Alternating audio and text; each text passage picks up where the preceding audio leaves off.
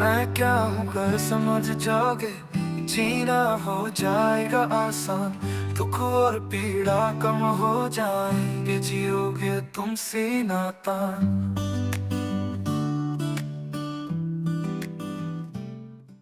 तो बाबा जी के प्रति कृतज्ञता अर्पित करते हुए जीवन विद्या एक परिचय पुस्तक से प्रश्न उत्तर दूसरा प्रश्न, और ये पेज नंबर है 141 हिंदी और इंग्लिश के लिए।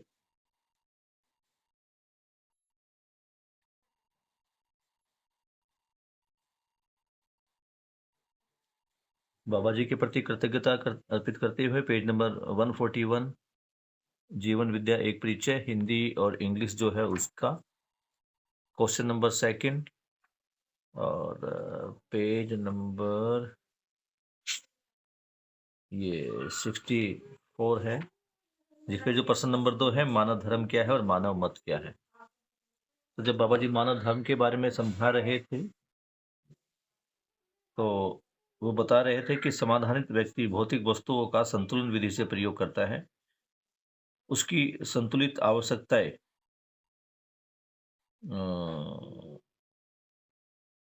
आर्थिक आवश्यकताएं, धार्मिक आवश्यकताएं कहलाती है। जो संतुलित उसकी जो आवश्यकताएं है, यानी क्या चाहिए उसकी आवश्यकताएं, अगर ये कंफर्म हो जाए हर आदमी की, तो इसे ही धार्मिक आवश्यकता कहा गया है। फिर बाबा जी बता रहे हैं कि अगर हमें सुख चाहिए तो उसके लिए समाधानित होना ही जरूरी है। अगले पॉइंट में बाबा जी बता रहे हैं कि अस्तित्व न घटता है ना बढ़ता है, इसमें विकास क्रम विकास और जागृति क्रम जागृति चलती रहती है। बाबा जी ने मानवीय आचरण और मानवीय संविधान और समाजशास्त्र के बारे में भी उसके बाद बात की है। अब पेज नंबर जो है ये है हिंदी वाली जो बुक है 66, और जो इंग्लिश वाली है उसमें 45 है। मनुष्य बहुत अच्छे ढंग से वर्तमान में विश्वास रखते हुए जी पाता है। तो बाबा जी बता रहे हैं कि नित्य वर्तमान है। बाबा जी ने प्रकृति की 4 अवस्थाओं के बारे में बताया, और जो अलग अलग धरती ग्रह गोल नक्षत्र है उनके बारे में बता रहे बाबा जी की वहाँ पे हो सकता है किसी पे एक अवस्था हो, किसी पे 2, 3, 4 अवस्थाएं हो सकती हैं। धरती जैसी भी अनेक धरतियां हो सकती हैं जहाँ पर चारों अवस्थाएं प्रकट हो चुकी है। कुछ धरतियां ऐसी भी है जहाँ पर जागृति क्रम भी प्रमाणित हो चुका है। तो बाबा जी यही बता रहे हैं कि मनुष्य बहुत अच्छे ढंग से वर्तमान में विश्वास रखते हुए जी पाता है। अस्तित्व न घटता है न बढ़ता है, इस रूप में परम सत्य के रूप में अस्तित्व को पहचान सकते हैं। अस्तित्व यानी जो अभी बाबा जी बात कर रहे थे खालिस्तान की व्यापक में जो बता रहे थे, सत्ता में संप्रक्त प्रकृति ही अस्तित्व है। अस्तित्व के बारे में क्या बता रहे हैं, जो व्यापक सत्ता में संप्रक्त प्रकृति है उसी के बारे में बता रहे हैं। ये ना घटता है ना बढ़ता है। वर्तमान कभी नष्ट होने वाला नहीं है, वर्तमान रहेगा ही। वर्तमान का मतलब है टुडे, अब। तो अगर ये पूरी धरती बम से ब्लास्ट हो जाए और सारी अवस्थाएं खत्म हो जाए तब भी धरती रहेगी, इसका नित्य वर्तमान रहेगा। हम अपनी बुद्धि से वर्तमान में संतुष्ट हैं क्योंकि व्यवस्था में जी नहीं पाते। ब- बाबा जी बता रहे हैं कि हम अपनी बुद्धि से, मतलब बुद्धि में जो समझ बनी, वैसे बुद्धि 4.5 क्रिया में एक्टिव नहीं होती, लेकिन फिर भी बुद्धि में जो भ्रम है उससे हम असंतुष्ट हैं क्योंकि हम व्यवस्था में जी नहीं पाते, जिसके फलस्वरूप विगत में जाते हैं, जिससे कुंठित हो जाते हैं, पीड़ित होते हैं। आज हम व्यवस्था में नहीं है तो हम विगत की बातें करते हैं, भूतकाल की बातें करते हैं, वर्तमान से पीड़ित रहते हैं, वर्तमान की चिंता रहती है। इससे क्या होता है कि हम कुंठित हो जाते हैं, भविष्य में जाते हैं, कुंठित हो जाते हैं, पीड़ित हो जाते हैं। अस्तित्व में व्यवस्था नाम की कोई चीज नहीं है, अस्तित्व संपूर्ण व्यवस्था ही है। तो बाबा जी बता रहे कि जो भी अव्यवस्था है वो मानव निर्मित संसार में है। अभी आपको ध्यान होगा तो महेंद्र भैया हमारे स्कूल में आए थे, तो उन्होंने भी अस्तित्व और संसार पर एक बहुत बड़ी जानकारी आपको दी थी। अभी मनुष्य, वो दरवाजा बंद कर दो, पोल्यूशन बहुत ज्यादा है इधर आज।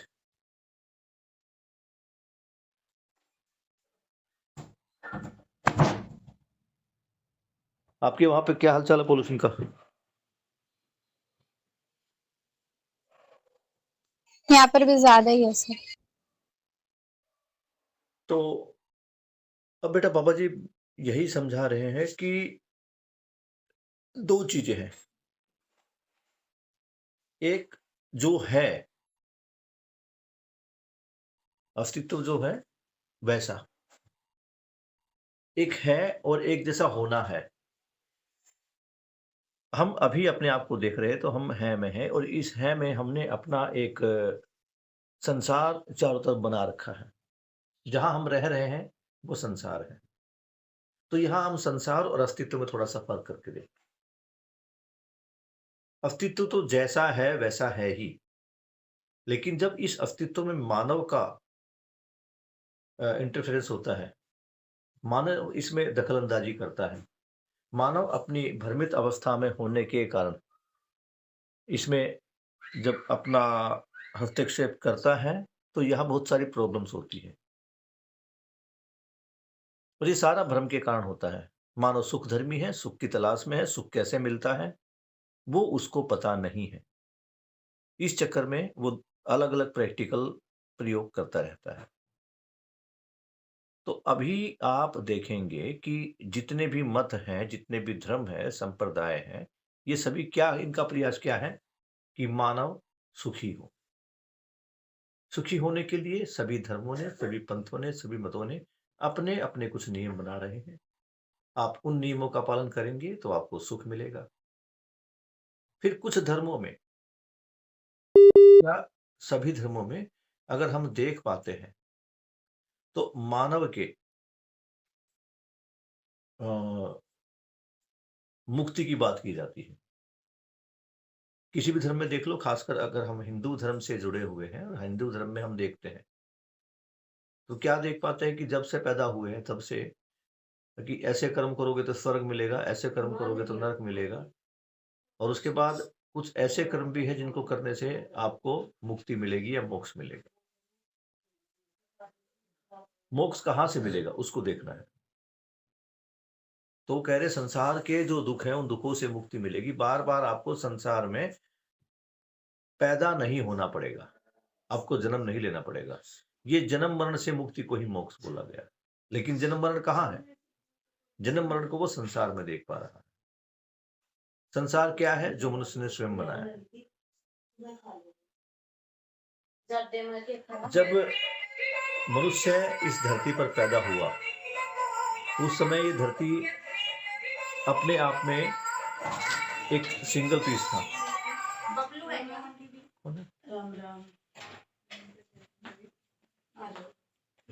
दो मिनट होल्ड करना बेटा। हाँ समझ गई है तो मैं। तो आप देखिए जब मनुष्य इस धरती पर आए तो वहां न कोई हिंदू था न कोई मुस्लिम था, वो अकेला था, ना कोई नेपाल था न कोई भारत था। मनुष्य ने अपने हस्तक्षेप से जो कुछ भी बनाया वो संसार बना। जिस समय मनुष्य आया था उस समय अस्तित्व था, और अस्तित्व में चारों अवस्थाएं हैं और चारों अवस्थाएं अपने अपने संतुलन में है। लेकिन मनुष्य के आने से ही असंतुलन फैला है। तो यहाँ एक संसार मानव ने अलग से क्रिएट किया अपनी इमेजिनेशन पर। अभी भी आप देख रहे हैं अलग अलग धर्मों में मोक्ष और मुक्ति की बात की गई है, लेकिन कितनों को मोक्ष मिला, कितनों को मुक्ति मिले, इसका कोई रिटर्न में या कोई ऐसा प्रूफ नहीं है जिसे कहा जा सके। और फिर मुक्ति भी कहाँ से चाहिए? संसार से। तो यहाँ बाबा जी ने मोक्ष और मुक्ति को लिए बहुत बड़ा एक जो है शब्द इस्तेमाल किया है, या उसका जो तरीका बताया है। बाबा जी कह रहे कि भ्रम से मुक्ति ही मोक्ष है। अगर तुम देखोगे तो ये संसार भी अपने आप में एक भ्रम ही है। सुखी होने के लिए मनुष्य ने जो माया जाल तैयार अपने चारों तरफ कर लिया है, ये सुविधा संग्रह, ये वस्तुओं का संग्रह, और ये अपना पराया का दीवार जो खींच लिया है, इसी के कारण संपूर्ण दोष, संपूर्ण जो कष्ट है, संपूर्ण जो दुख है, इसी के कारण है। आप इसको अभी देख भी पा रहे होंगे।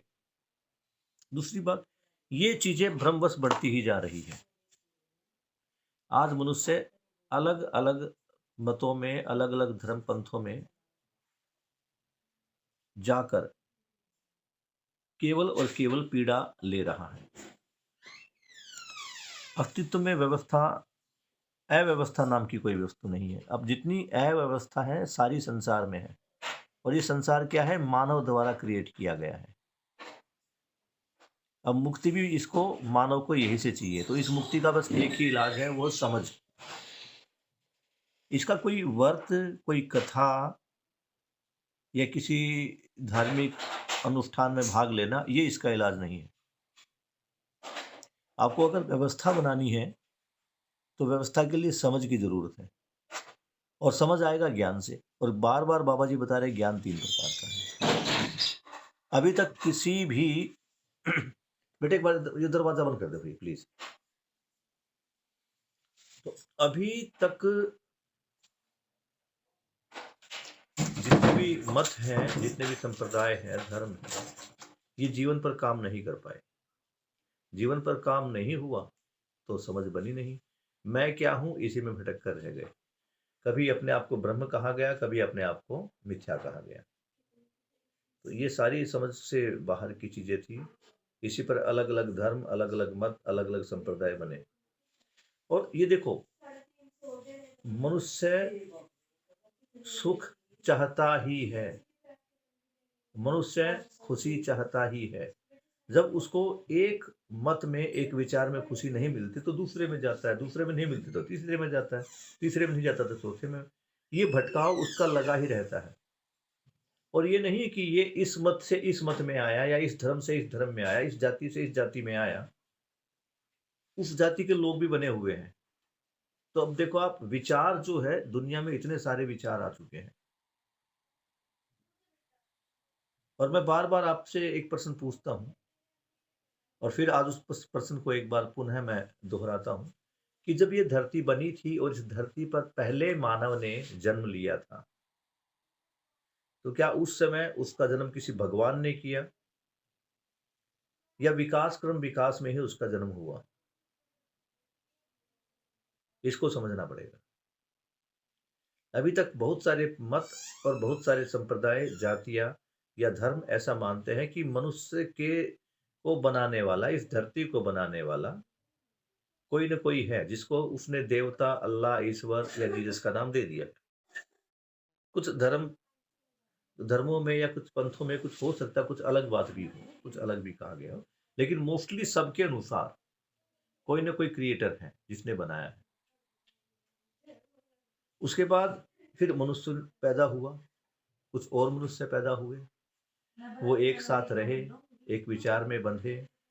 उस समय तक भी वहां कोई भगवान नहीं था। फिर उन्होंने ही अपनी कल्पनाओं में ईश्वर का निर्माण किया। तो अब ये सोच के देखिए कि भगवान को बनाने वाला ईश्वर है, सॉरी, भगवान को बनाने वाला मानव है, या मानव को भगवान ने बनाया है?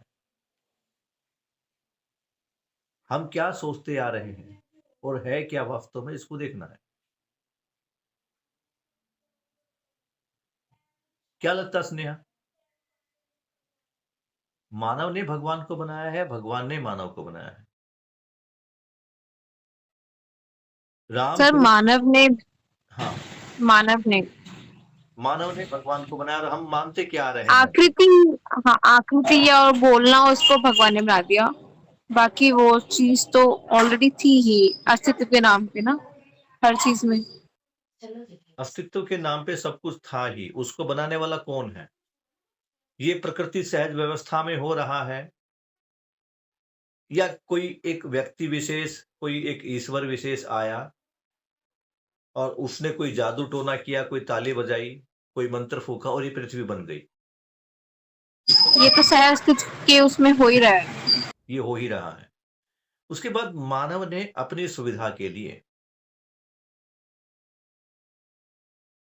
अपने विचार को और ज्यादा ठोस रूप देने के लिए इन देवताओं का निर्माण किया। अब यही बता रहे हैं, आप समझिए उस चीज को, कि बाबा जी कह रहे हैं कि आप्त वाक्य वो आधार है, वो सत्य है, वो महान है, या उनको लिखने वाला? किसी ने रामायण लिखी, तो रामायण में जो श्लोक लिखे, वो श्लोक ज्यादा इंपॉर्टेंट है या जिसने वो श्लोक बना के लिखा वो ज्यादा महत्वपूर्ण है? ज्यादा इंपॉर्टेंस किसका है, रामायण लिखने वाले का या रामायण का?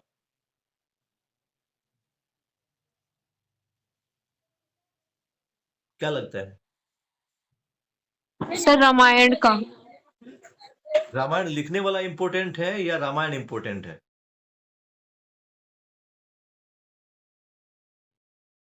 इसी को समझना है।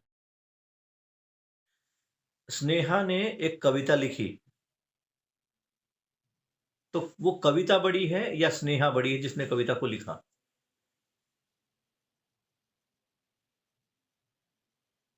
क्या लगता है?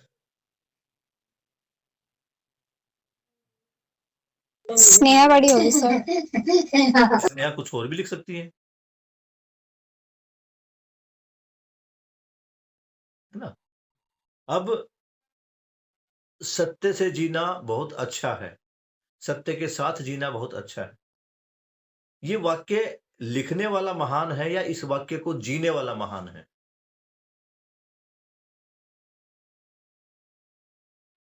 क्या लगता है? जीने वाला। बस केवल उसी की तरफ हमें ध्यान देना है। तो अस्तित्व में अव्यवस्था नाम की कोई चीज नहीं है, अस्तित्व संपूर्ण व्यवस्था में है। आप देखो, चारों अवस्थाएं मानव को छोड़कर बाकी 3 अवस्थाएं व्यवस्था में है, अस्तित्व में। तो जितनी भी अव्यवस्था है ये सारी संसार में है। कौन से संसार में? जो मानव ने बनाई है अपनी बुद्धि के दम पर, अपने ज्ञान के दम पर। और ज्ञान उसको लगता है कि ये ज्ञान है, वास्तव में वो अज्ञान ही है। अब समृद्धि के भाव पर बात बाबा जी कर रहे हैं कि मानव जब कोई भी वस्तु बनाता है तो वह बिगड़ता ही है। जैसे यंत्र बनाता है तो बिगड़ता ही है, घर बनाता है तो खराब होता ही है, पर वस्तु का नाश नहीं होता। इसलिए घर बिगड़ा, पुनः बना लिया। हमारे पास श्रम नियोजन के लिए वस्तु है ही। जीवन में अक्षय बल है, अक्षय बल है ही। हमारी अक्षय शक्तियों को शरीर के पोषण, संरक्षण और समाज गति के लिए हम नियोजित कर लेते हैं। इसे हम कहते हैं समृद्धि।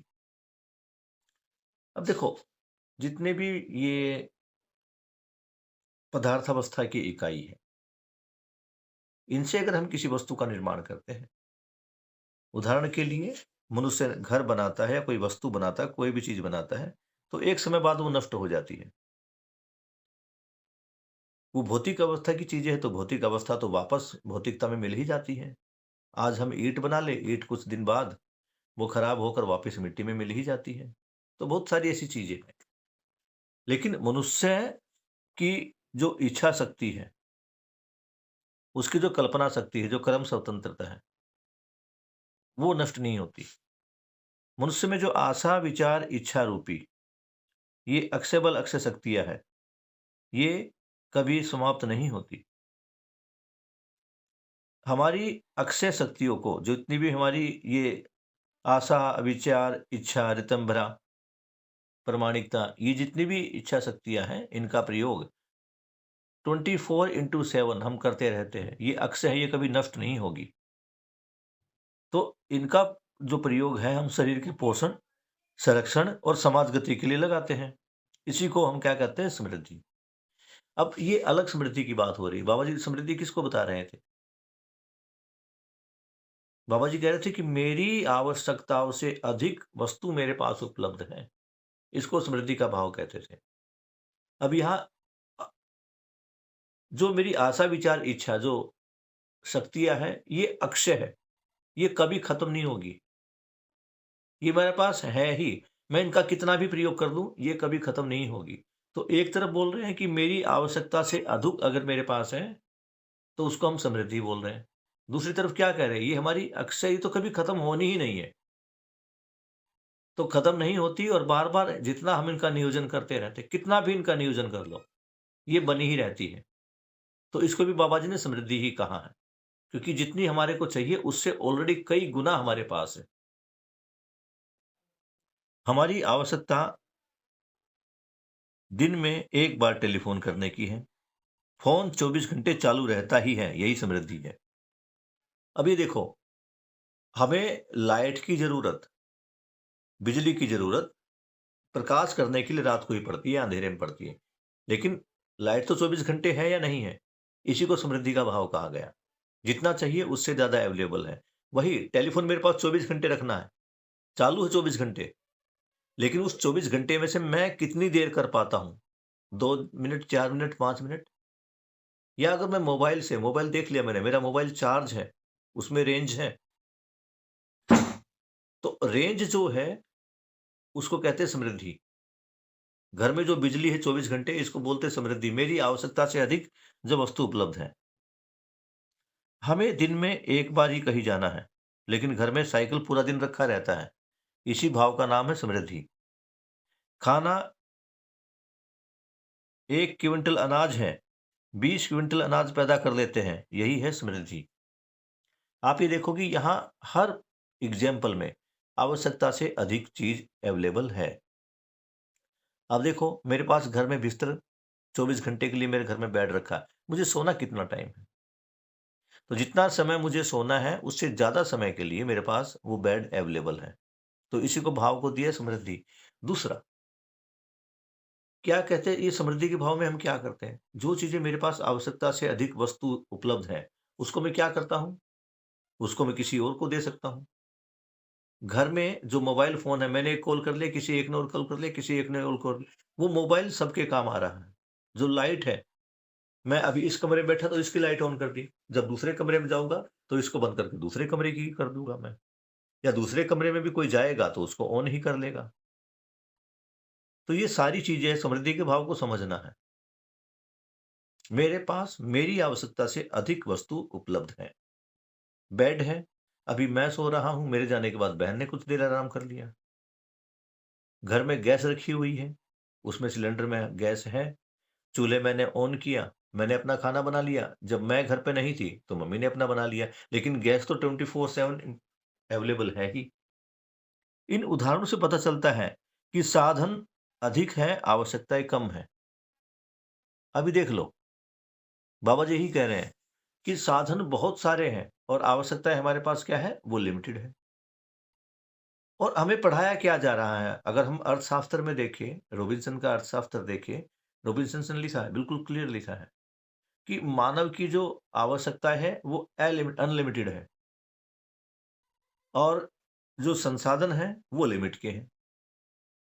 अब आप खुद देखो कि हम एक बीज धरती में लगाते हैं, गेहूं की एक बाल पर 50 से 100 दाने आ जाते हैं, 50 दाने तो मिनिमम आ जाते हैं। एक दाना 50 टाइम मल्टीप्लाई हो गया, और हम कह रहे हैं कि कम है। और क्या हम एक ही दाना लगाते हैं? हम 1 क्विंटल गेहूं को खेत में डालते हैं और उससे 20 क्विंटल गेहूं लेकर निकलते हैं, तो 20 गुना हो रहा है। धरती में तो समृद्धि है ही। अगर समृद्धि का अभाव कहीं है तो वो मानव के ज्ञान में, मानव की समझ में है। जो सारा अभी अव्यवस्था फैली हुई है वो किस रूप में है? मान लीजिए स्नेहा जो है, ये थोड़ी साधन संपन्न होगी, इसके पास पैसा आ गया, तो अब ये क्या करती है? ये पहले अपने लिए गोल्ड खरीदती है, अपनी अंगूठियां, अपने गले के लिए सेट, इसने सब कुछ बनवा दिया, लेकिन अभी भी एक्सेस पैसा पड़ा हुआ है। अब ये क्या करेगी? अपने आने वाले संतानों के लिए, उनके आने वाले संतानों के लिए। घर में देखा ना, बेटियों के लिए गहने बनवा के रख लेते हैं। भाई क्या जरूरत है इसकी? दूसरा, मुझे घर में गेहूं की आवश्यकता है। मुझे पता है कि मेरी परिवार की आवश्यकताएं सीमित है। कितना गेहूं खाएंगे? मान लीजिए हम 4 बोरी गेहूं खा लेते हैं। हम करते क्या है? हम एडवांस में 1 बोरी एक्स्ट्रा लेके चलते हैं।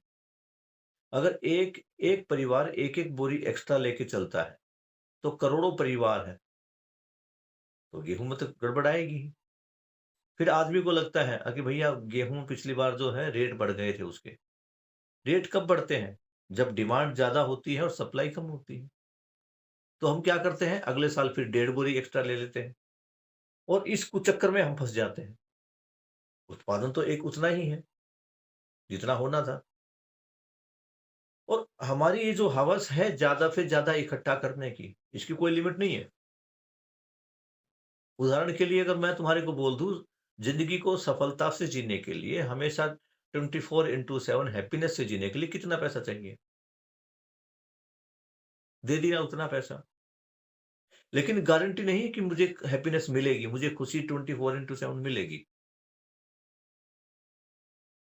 कितने अमाउंट में, कितने गेहूं में, कितने सोने में, कितने बड़े मकान में, कितनी तनख्वाह में, कितनी धन संपत्ति में मैं खुश हो जाऊंगा, इसका कोई पैमाना नहीं है।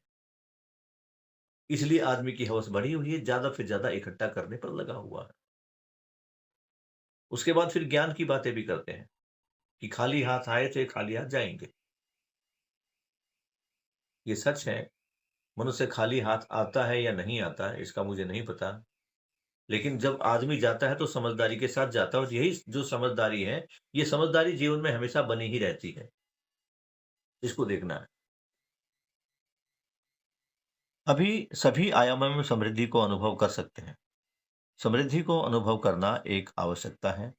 भौतिक संसार का कोई उपयोग है तो केवल मानव समृद्धि का अनुभव करे। भौतिक संसार का कोई उपयोग है तो केवल मानव समृद्धि का अनुभव करे। समृद्धि का अनुभव करने का एक ही तरीका है, हम परिवार की आवश्यकता से अधिक उत्पादन कर लें। समृद्धि के साथ व्यवस्था में जीने से समाधान की निरंतरता रहती है। समझदारी के उपरांत समाधान के बाद समझदारी नित्य हम में बना ही रहता है। इसके लिए कहीं दौड़ना नहीं पड़ता। यही सुस्वादन का आधार है। जब भी समस्या ध्यान में आता है, सुस्वादन करते बनता नहीं। इस प्रकार समाधान के अर्थ में समझदारी, श्रम के नियोजन के आधार पर समृद्धि तथा सह अस्तित्व के साथ व्यवस्था में जीने से अभय अनुभव होता है। इस प्रकार मैंने देखा, समझा है, जिया है और आपको समझा रहा। बाबा जी एक बात बिल्कुल स्पष्ट कर रहे हैं, ये सारा खेल समझदारी का है। समझदारी से ही समाधान है, समाधान से ही समृद्धि है। इसको ऐसा भी देख सकते हैं कि समृद्धि है तो समाधान है। तो समझदारी से समाधान और समृद्धि दोनों ही। जब मेरे पास मेरी आवश्यकता से अधिक सामान उपलब्ध है तो मेरे पास कोई समस्या है ही नहीं, अर्थात मैं समाधानित हो गया। समाधानित होने का मतलब है मैं सुखी रहने लगा, मैं खुश रहने लगा। सारा जो लड़ाई झगड़ा, सारा जितना भी दौड़ है वो खुशी की तो है। तो समृद्धि के भाव के साथ हमें खुशी मिलती है। और समृद्धि का भाव कैसे आता है? समझदारी से आता है। तो दोनों समाधान और समृद्धि इंटरकनेक्टेड है।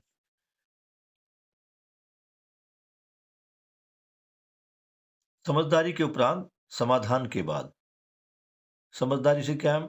समझदारी के उपरांत और समाधान के बाद समझदारी नित्य हमें बनाई रहता है। समझदारी थी, समझदारी से समाधान हुआ, तो समाधान जिस समझदारी से बनी वो समझदारी तो हमारे पास रहेगी ही।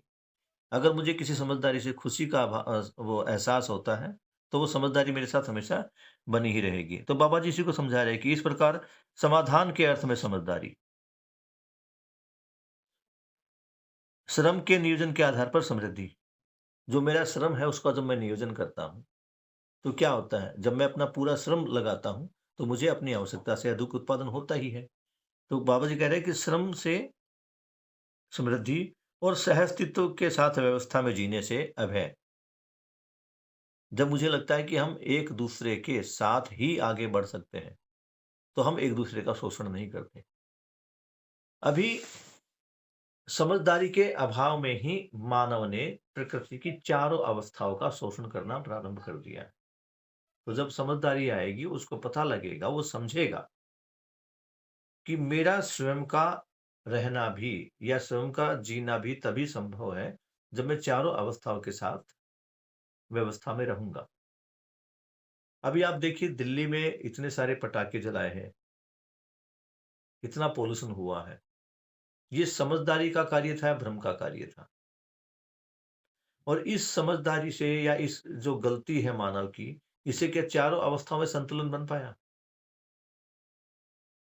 और अंततः मनुष्य का ये जो भ्रमित कार्यक्रम था, किसको नुकसान दे रहा है? ये स्वयं मानव को ही परेशानी कर रहा है। आज इस पॉल्यूशन में, ये पॉल्यूशन हमारे द्वारा ही फैलाया गया है, तो हम तो प्रभावित हैं ही। क्या जीव जंतु प्रभावित नहीं है? कि ये जो वनस्पतियां हैं, ये प्रभावित नहीं है? तो मानव की एक नासमझी ने प्रकृति की तीनों चारों अवस्थाओं को खतरे में डाल दिया है। इस प्रकार में देखो, बाबा जी ने ये देखा है, समझा है, जिया है। क्या जिया है? कि समझदारी के पश्चात समाधान, समाधान के अनुसार श्रम नियोजन से समृद्धि, और जब समृद्धि आ जाती है तो आपस में जीने में जो एक दूसरे का डर है वो खत्म हो जाता है, इससे अभय आता है। और जब ये तीनों एक साथ खड़े हो जाते तो सह अस्तित्व प्रमाणित होता है। तो पहले क्या है? समझदारी, समाधान, समृद्धि, अभय और सह अस्तित्व। समाधान किससे आएगा? ज्ञान से आएगा, समझ से आएगा, और समझ ही बीज है जो हमें सह अस्तित्व तक लेकर जाएगी।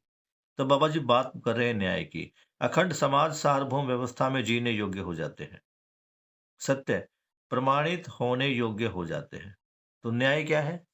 न्याय यही क्या है कि अखंड समाज, मैं पूरे समाज के साथ, पूरी प्रकृति में हर मानव के साथ अपने संबंध को देख पाता हूं, उन संबंधों का निर्वाह करता हूं।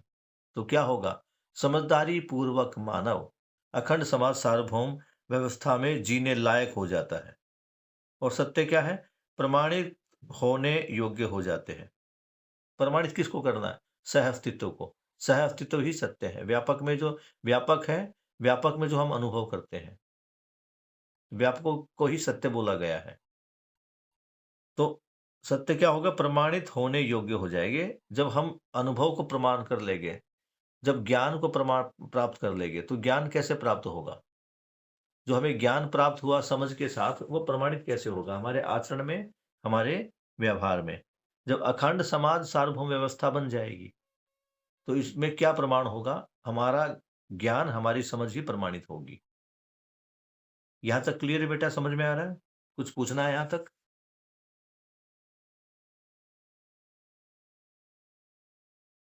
नेहा, शानवी, कुछ पूछना बेटा आपको? नहीं सर, मैं ठीक है, तो मुझे बता दो सह अस्तित्व कैसे प्रमाणित होगा? शानवी आप बताओ बेटा। सोनू बेटा, एक गिलास दूध दे मेरे को। सर सहज को प्रमाणित करने की जरूरत थोड़ी ना है। अगर हम इसको ना छेड़े और इस पे ज्यादा मतलब मैनमेड वाला वर्क ना करें तो ये तो अपने आप प्रमाणित है ही। इसको प्रमाणित करने की जरूरत नहीं पड़ेगी। अच्छा, ऑलरेडी प्रमाणित है। हाँ, अगर हम इसको ना छेड़े तो ये अपने आप को ही ठीक कर लेते थे। कोविड के टाइम पे एग्जांपल लूं अगर मैं, कोविड के टाइम पे भी अगर हम जब सारे इंसान अपने अपने घरों में बैठे थे, जब हम प्रकृति के साथ इतनी छेड़छाड़ नहीं करे, तो उस टाइम पे भी तो ये अपने आप को खुद हील कर रही थी। उस टाइम पे भी बिहार से कितनी कितनी अच्छी पहाड़ियां देखने को मिल रही थी। वो अपने आप को हील करना जानती है। जो हमारा सहस्तित्व है, ये अपने आप को ही रिसाइकल, रीयूज करके अपने आप को स्टेबल कर लेता है। पर जब इसमें हम मैनमेड काम करते हैं तो स्टेबल लेते हैं, कुछ देते नहीं है, तो हम इसको प्रमाणित नहीं कर पाते। तो अभी क्या लगता है कि सह अस्तित्व को प्रमाणित करने की जरूरत है, या सह अस्तित्व ऑलरेडी प्रमाणित है अभी वर्तमान में?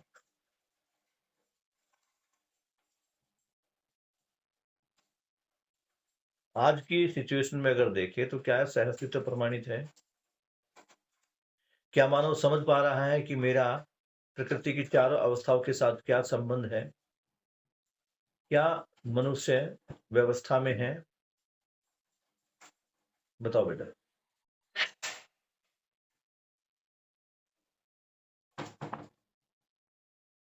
सब भ्रमित मानव नहीं है, पर जो वैसे मानव है, जो ज्ञान वाले मानव है, उन्हें तो इन चीजों का पता है, उनके तो वो अस्तित्व में प्रमाण हो ही रहा है।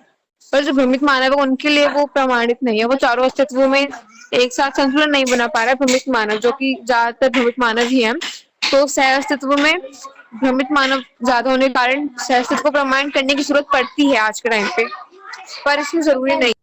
तो सह अस्तित्व कैसे प्रमाणित होगा? क्योंकि जो देखो 4.5 क्रिया है उससे अगर बाहर निकल के अगर मानव सोचे तो शायद ये हो सकता है। सर तो फिर तो ये एक तरह से पूरी की पूरी वर्ल्ड मतलब वापस से ये हो जाएगा कि मतलब सारे के सारे इंसानों को यहाँ से इवॉल्व कर दो, हटा दो, इरेडिक्ट कर दो, फिर ये अपने आप संतुलन में आ जाएगा। ओके, और कोई रास्ता? अभी तक बाबा जी किस रास्ते की बात कर रहे हैं? कि सहअस्तित्व को अगर प्रमाणित करना है तो हमें क्या करना पड़ेगा? अभी क्या बता रहे हैं बाबा जी, क्या रास्ता बताया है?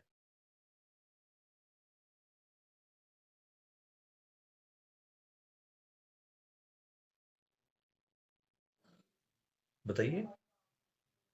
अभी बाबा जी ने जो रास्ता बताया है सहअस्तित्व को प्रमाणित करने के लिए, क्योंकि इसी पैराग्राफ में आज ही हमने बात की है। और मैंने पूछा आपसे कि बेटा कोई सवाल है तो पूछिए, आपने कहा बिल्कुल क्लियर है। तो समझ में आना और सुनकर अच्छा लगना दोनों अलग अलग चीजें हैं। तो अभी बाबा जी ने बताया कि सहअस्तित्व को प्रमाणित करने के लिए मनुष्य को क्या करना पड़ेगा।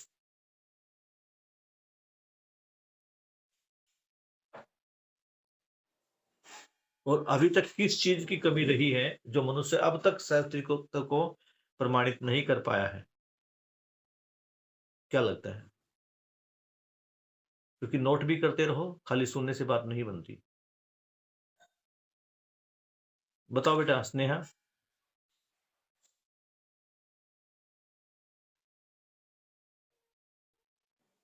सहअस्तित्व को प्रमाणित करने के लिए मनुष्य को क्या करना पड़ेगा? व्यवस्था में रहने के लिए मनुष्य को क्या करना पड़ेगा? ये तो देख ही रहे कि हम जब से मनुष्य पैदा हुआ मानव व्यवस्था में तो रहा नहीं। क्या करना पड़ेगा? अगर वो अपनी जरूरतों को निश्चित कर दे तो फिर शायद जरूरतों को निश्चित करने के लिए जरूरतें निश्चित कैसे होगी?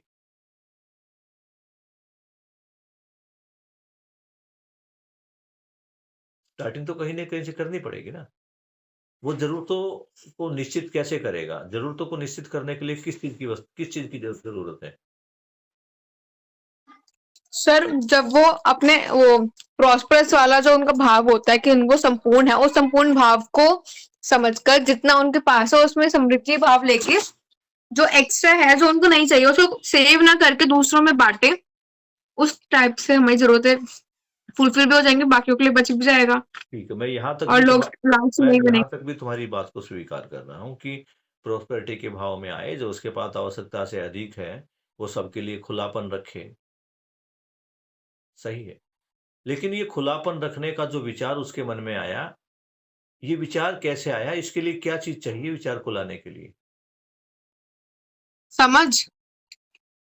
जी, बाबा जी वही तो बात सारी कर रहे हैं कि अगर आज मनुष्य, इसको लिख लो, आप नोट कर लो, ये एक बात समझ में आ गई ना तो हमें जड़ पता लग जाएगी। जैसे आज हम कह रहे हैं कि लक्ष्मी की तबीयत खराब है, मैंने बताया मेरी भी तबीयत खराब है, और देखो तो मोस्टली लोगों के आज गले चौक है, खांसी आ रही है, जुकाम हो गया है, आंखें भरी हुई है, जलन है उनके अंदर। ये इतनी सारी बीमारियां हैं, इनसे मुक्ति मिले इसके लिए क्या जरूरत है? किस चीज की जरूरत है? कैसे मिलेगी मुक्ति? आई ड्रॉप डालने से, दवाइयां लेने से, या मुंह पे मास्क लगाने से? क्या इन चीजों से हमें मुक्ति मिल जाएगी या किसी और चीज की जरूरत है? और अगर किसी सर और पहले तो बचाव करना पड़ेगा, उसके बाद जड़ पे काम करना पड़ेगा। तो अभी हम कहाँ काम कर रहे हैं? बचाव पे काम कर रहे हैं, जड़ पे काम कर रहे हैं? और जड़ पे काम करने के लिए भी किस चीज की जरूरत है? समझ गई। इतना ही समझना है। और अभी तक जिस चीज का अभाव रहा है मनुष्य में, वो चीज भी क्या है? पृथ्वी पर जो असंतुलन है वो क्यों है? किसकी कमी के कारण है? समझ गई। अब तुम अल्टीमेटली बिल्कुल बेस में पहुंच गए हो, जड़ में पहुंच गए हो। तो सारा काम कहाँ किसके ऊपर करना है? हमें समझ के ऊपर। अब कितने लोग हम समझ के ऊपर काम कर पा रहे हैं?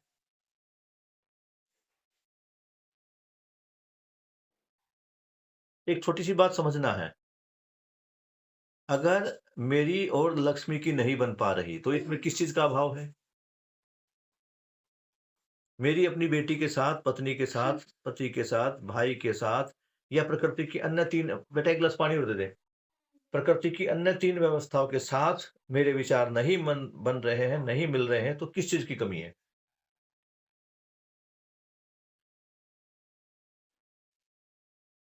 क्या लगता है?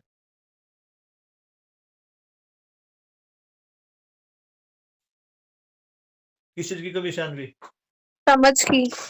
ये समझ की सर। इसको तुम ध्यान रखो हर चीज को, कि जो भी कुछ हो रहा है, जो भी कुछ गलत हो रहा है, वो सभी गलत के पीछे एक ही चीज है, एक ही वस्तु है, वो है समझ।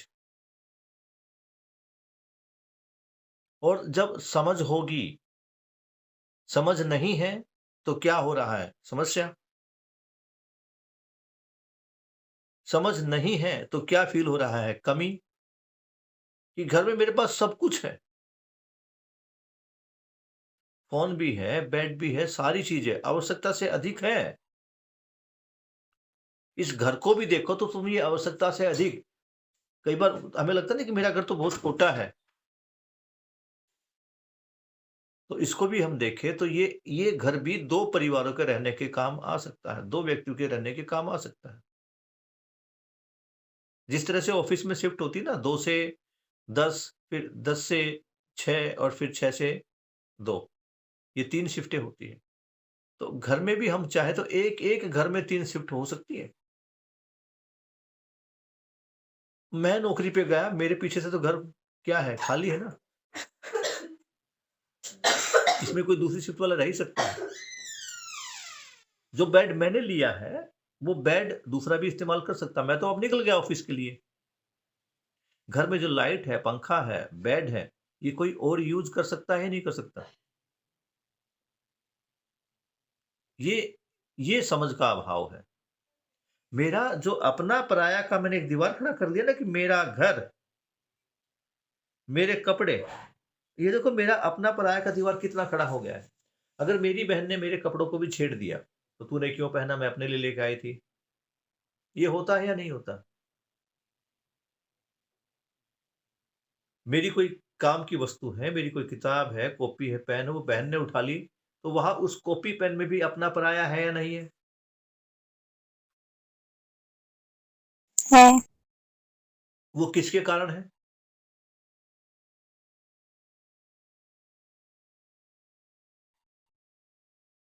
कभी समझे कि मैं अपनी बहन, जो मेरी बहन है, उस मेरी बहन में भी इंपॉर्टेंट क्या हो गया? मेरा पेन।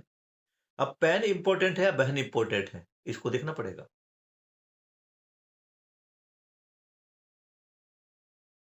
तो अगर पेन मेरे लिए इंपॉर्टेंट है या बहन मेरे लिए इंपॉर्टेंट है, और मैं किसको ज्यादा महत्व दे रहा हूं, ये किसके ऊपर डिपेंड कर रहा है?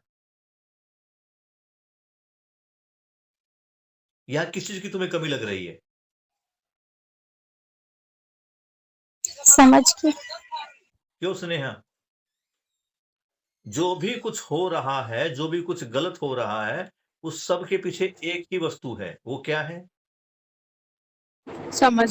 पर सर अभी जो आपने एग्जाम्पल दिया, उस एग्जाम्पल में मैंने समझ की अपनी गलती समझ ली कि मतलब सामने वाला अपनी समझ की वजह से उस चीज का मतलब आदी बनता जा रहा है, उस चीज का लालची बनता जा रहा है। फॉर एग्जाम्पल प्रॉपर्टी की बात कर लेते हैं, मैं हूँ, लक्ष्मी है, हम दोनों के पास प्रॉपर्टी इक्वल है, पर जो थोड़ी सी कहीं से निकल आई है उसके लिए लक्ष्मी ज्यादा लालची बनती है या फिर मैं ज्यादा लालची बनती हूँ, तो लक्ष्मी मेरे को, तो मैं लक्ष्मी को मतलब समझ के वो प्रॉपर्टी का हिस्सा दे देती हूँ कि हाँ ठीक है कोई बात नहीं, इसमें समझ नहीं है तो लड़की कोई फायदा नहीं है, बहन इंपॉर्टेंट है मेरे लिए, प्रॉपर्टी नहीं है।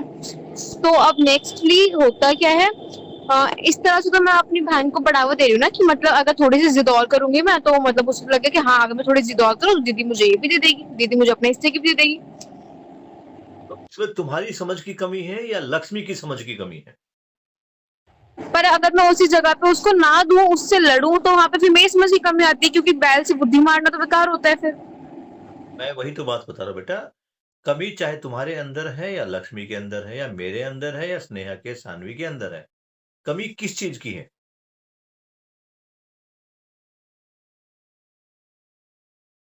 अल्टीमेटली देखने जाए तो तुम्हारे अंदर लगा लो या लक्ष्मी के अंदर लगा लो या शानवी के अंदर या मेरे अंदर, वो कमी किस चीज की है? समझ की। बस। तो अब समझ की कमी है, तो समझ की कमी किस चीज से दूर होगी? वो प्रॉपर्टी ज्यादा देने से दूर होगी, या बलिदान देने से दूर होगी, या झगड़ा करने से दूर होगी, या समझने से दूर होगी?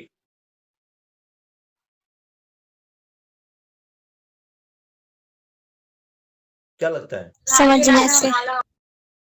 तुम्हें क्या लगता है स्नेहा? तुमने अपनी बहन को थोड़ा हिस्सा ज्यादा दे दिया, ये समझदारी है, या बहन की समझ पर काम किया जाए वो ज्यादा जरूरी है? और हम यही तो कर रहे हैं। आज हर आदमी को ये लगता है कि मैं तो ठीक हूं, बाकी को गलत है। मैं तो देश के बारे में सोच रहा हूं, बाकी नहीं सोच रहे, उनको समझाना है। मैं तो घर के बारे में सोच रही हूं, बाकी नहीं सोच रहे। मैं संबंधों के बारे में सोच रही हूं, बाकी नहीं सोच रहे। बाकी सिर्फ तो पूछ लिया जाए ना। तुम अगर चारों तरफ देखोगे तो कमी किस चीज की है उसको देखना है। अल्टीमेटली जो निकल के आ रहा है वो समझ की कमी है। तो हमें अब ये देखो भाई, तुम्हारे घर में एक दीवार में एक पानी का कहीं लीकेज है, जिसके कारण दीवार का पेंट खराब हो गया है। कई बार होता है ना, घर में सीलन आ गई है, सीलन से पेंट खराब हो जाता है, तो तुमने क्या किया? दोबारा पेंट करवा दिया। कुछ टाइम बाद फिर से खराब हो गया, फिर से पूरी दीवार को साफ करके तीसरी बार पेंट करवा दिया। फिर वो 2 महीने बाद फिर खराब हो गया, चौथी बार फिर से पेंट करवा दिया। ये समझदारी है?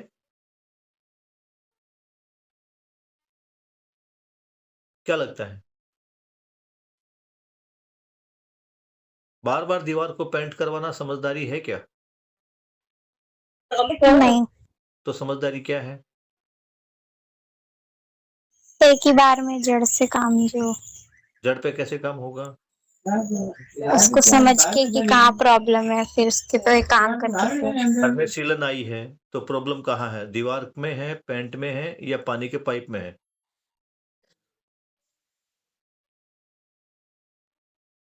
पाइप में, पानी में।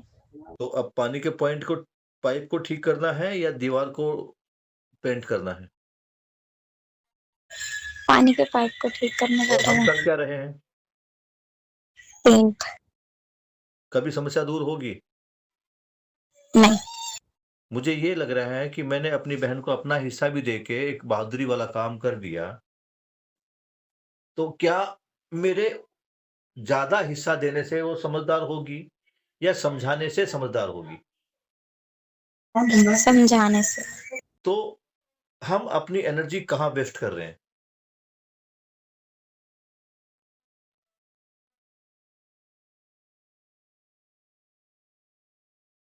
बताओ बेटा, कहाँ वेस्ट कर रहे हैं अपनी एनर्जी हम?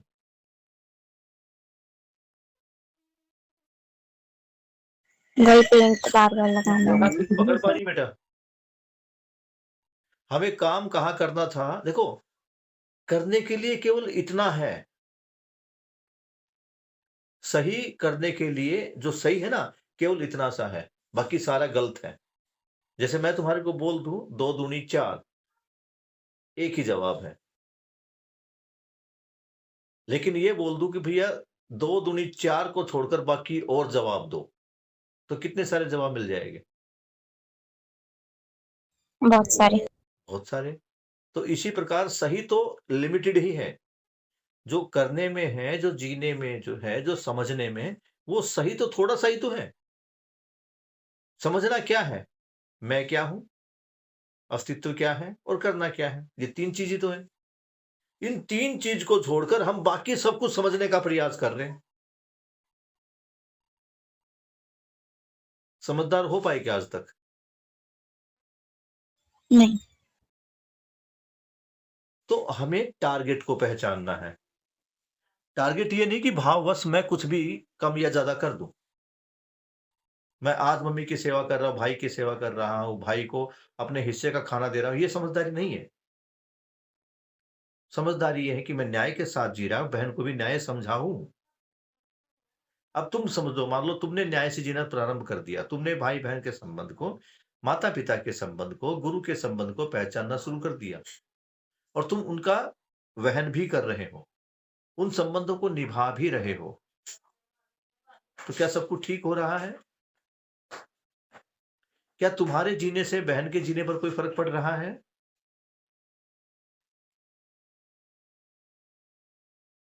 क्या लगता स्नेहा? स्नेहा समझदार हो गई, क्या स्नेहा के समझदार होने से उसकी बहन पर कुछ असर पड़ रहा है? नहीं सर। बल्कि बहन की पीड़ा और बढ़ रही है, कि देखो मैं तो उसका भला ही चाह रही हूँ और ये इससे पीड़ा बढ़ रही है, घट रही है?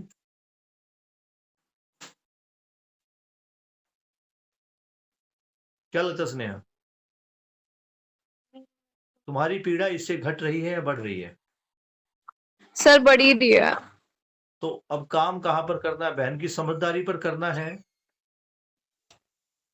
या अपने जीने को और बेहतर करना है? थोड़ा-थोड़ा देखना पड़ेगा। सर। और हम लगा कहाँ रहे हैं फ़ोर्स? गाड़ी में पेट्रोल नहीं है और ये देखकर कि गाड़ी नहीं चल रही है, पूरा इंजन खोल के रख दिया। यही तो हम कर रहे हैं। और गाड़ी के इंजन खोलने से समस्या बढ़ेगी या घटेगी? बढ़ जाएगी। हम वही तो कर रहे हैं बेटा। संबंधों में समस्या बढ़ा रहे, घटा रहे हैं। तो अगर कुछ भी चीज़ डिलीवर करने वाली है, तो वो समझ है। स्कूलों में शिक्षा है, समझ कहाँ है? घर में भी शिक्षा है, समझ कहाँ है? और समझ नहीं है, तो अव्यवस्था है। तो व्यवस्था को लाने वाली एक ही वस्तु है, वो है समझ। सारा काम उसी समझ पे करना है। वो पहले समझ किसकी है? मेरी अपनी। मुझे उस पे काम करना है। और फिर मुझे सही लग रहा है, बहन को भी वहाँ तक लाना है। It is not a easy task, बहुत डिफ़िकल्ट है। कल मैं एक घटना तुम्हारे को शेयर करूँगा अभी। एक बार कितना रह गया है, इसको भी देख लेते हैं। इनको अभी भी लगभग 2.5 पेज का बचता है।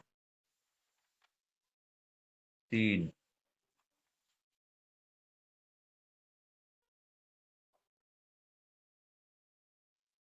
अभी 3-4 पेज का बचता है ये। कल एक बात मैं देखता हूँ बेटा, मैं कुछ अच्छा समझा, तो मेरा प्रयास रहता है कि मैं परिवार वालों को भी समझा पाऊँ। क्योंकि बाबा जी कहते हैं कि समझना तो हर कोई चाहता ही है और जागृति निश्चित है, यानी हर मानव को समझना ही पड़ेगा। तो अब समझाने का प्रयास तो आदमी सबसे पहले क्या है, मानव को जीवन की जीने की जो पहली स्थली है वो परिवार है। तो मानव परिवार में ही काम करेगा। लेकिन मेरा परिवार और मेरे परिवार के सदस्य मुझसे ही समझेंगे, ये सही नहीं है। तो मैं भी कल अपनी बेटी के साथ एक के साथी से मिलने गया था, तो वहाँ जब बात हुई, तो उसने भी जीवन विद्या की बात की।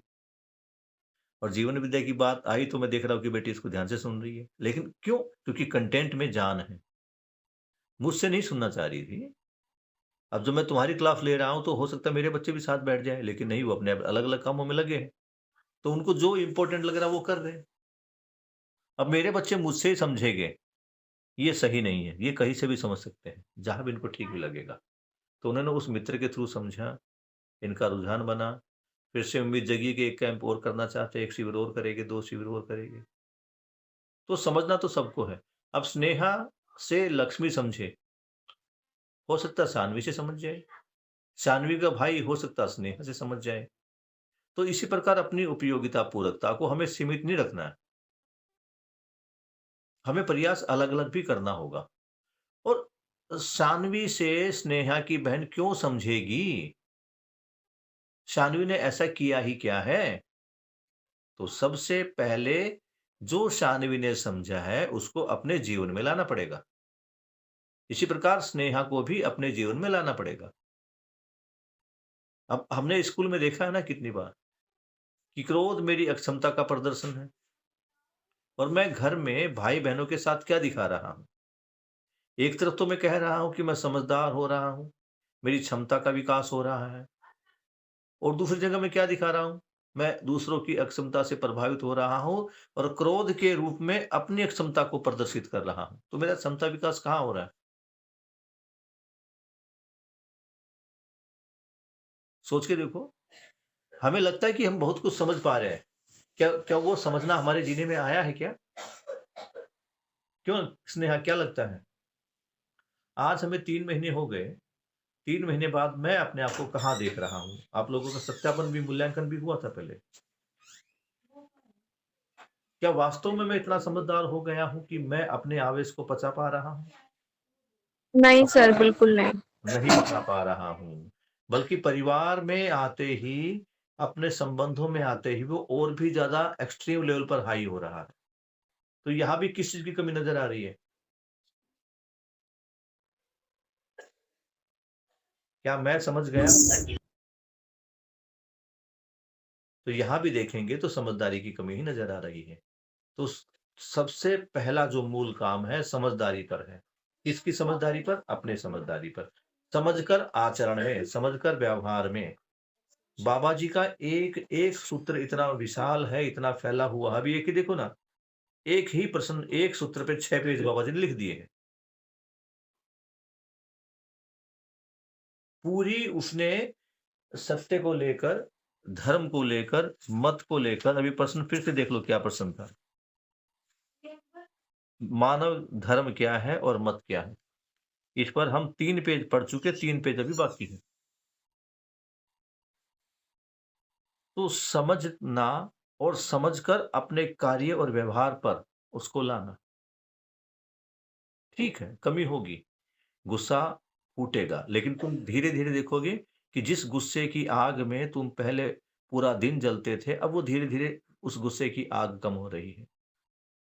एक बार गुस्सा हुआ, तुम फटे, उसके बाद शांत होने में समय जो लग रहा है, वो कम लग रहा है।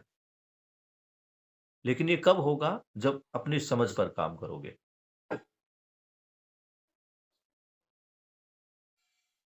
लगा तुम्हें कभी कि पहला गुस्सा आता था, पूरा-पूरा दिन आपस में दूसरे से बात नहीं करते थे, मुँह सूजे रहते थे और अंदर ही अंदर जलते भूनते रहते थे? कुछ हल्का-फुल्का उसमें कमी महसूस हुई है किसी को?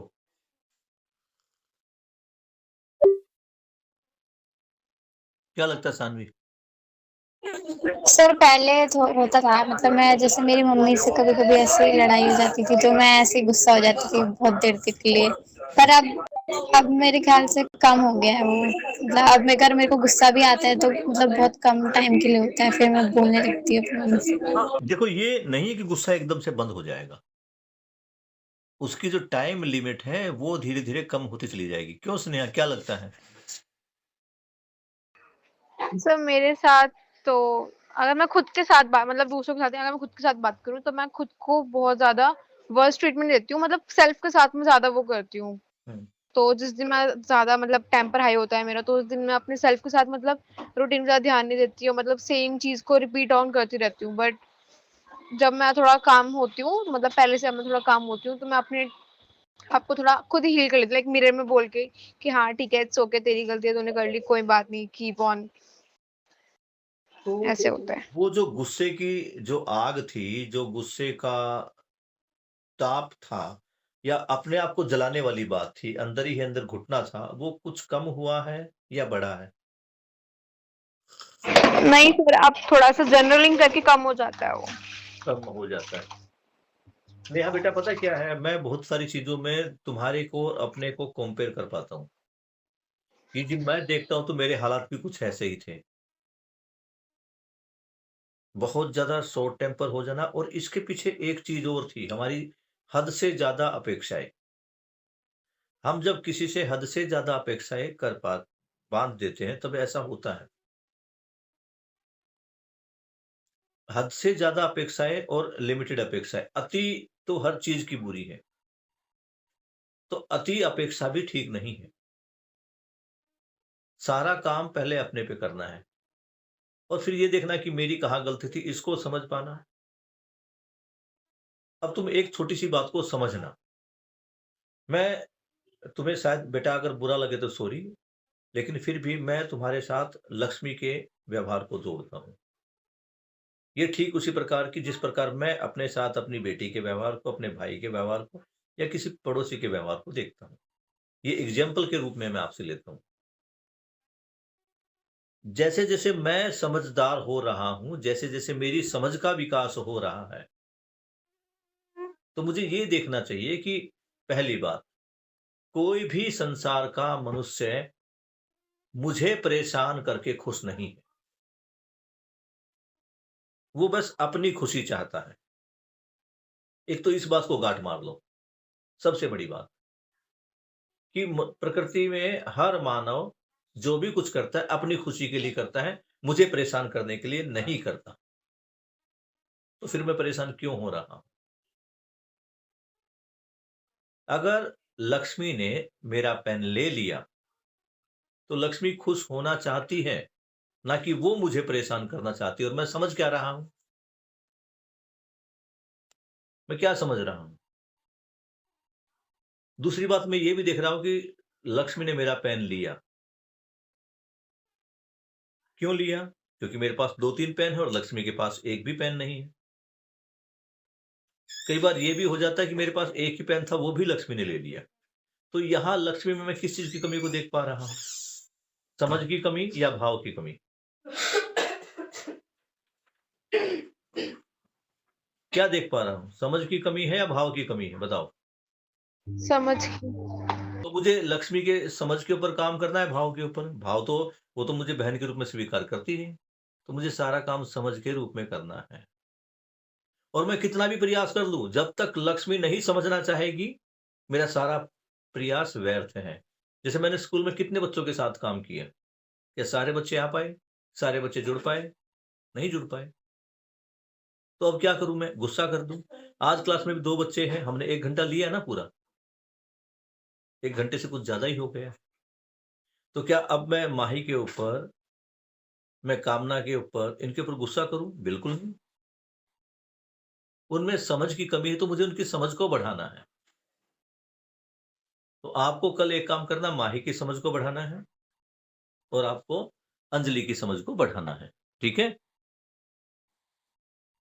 अपनी समझ के साथ-साथ मेरी समझ ही बढ़े, बहुत बढ़िया है, लेकिन मेरी समझ ही बढ़ी, तो क्या मैं तब भी जी पाऊँगा? उसके लिए ज़रूरी है कि परिवार में सबकी समझ बढ़े, उसको भी देखना है। ले लो खांसी के लिए ले ले। 1 चम्मच। हुँ। फिर तैयारी होगी? किस चीज़ की? वो कर रही थी अभी। हाँ, दिखाएगी बोल के? आपको हाँ। दिखाती हूँ। चलो आपको अब एक चीज़ दिखाते हैं। ये सोनाक्षी है मेरी छोटी बेटी, इसका एक कॉम्पिटिशन है। पार्लियामेंट। यूथ पार्लियामेंट अपने स्कूल में भी हुई थी ना यूथ पार्लियामेंट, किस-किसने पार्टिसिपेट किया? स्नेहा तुमने किया था ना? क्यों स्नेहा? तुम्हें ध्यान है तुमने यूथ पार्लियामेंट में हाँ जी पार्टिसिपेट किया था? हाँ जी सर, वो पर इस वो साल नहीं कर पाई। कोई बात, इस साल भी हुआ था क्या? हाँ, इस साल हो रहा है। बहुत बढ़िया। तो यूथ पार्लियामेंट के लिए सोनाक्षी ने कुछ तैयार किया है, तुम्हें बोल के कुछ सुनाएगी थोड़ा-सा। विमेंस एम्पावरमेंट पे है। इसका वुमेन्स एम्पावरमेंट और मैं हाँ, ये माइक इसको दे दिया मैंने, अभी बोलेगी, इसको सुनो कैसा बोल रही है। हुँ। और ये भी तुम्हारी छोटी बहन ही है, इसको कोई अगर तुम्हारे से कुछ हो सके बढ़िया तो समझाना। ये 9th क्लास में है, अब 9th क्लास में तो लक्ष्मी है या नहीं है ये? मैंने पढ़ा हाँ सर, बिल्कुल। लक्ष्मी कौन सी क्लास में है? 9th। हाँ, तो इसकी 9th क्लास देखो। ओके। इसको चैन पे टांग ले। कैसे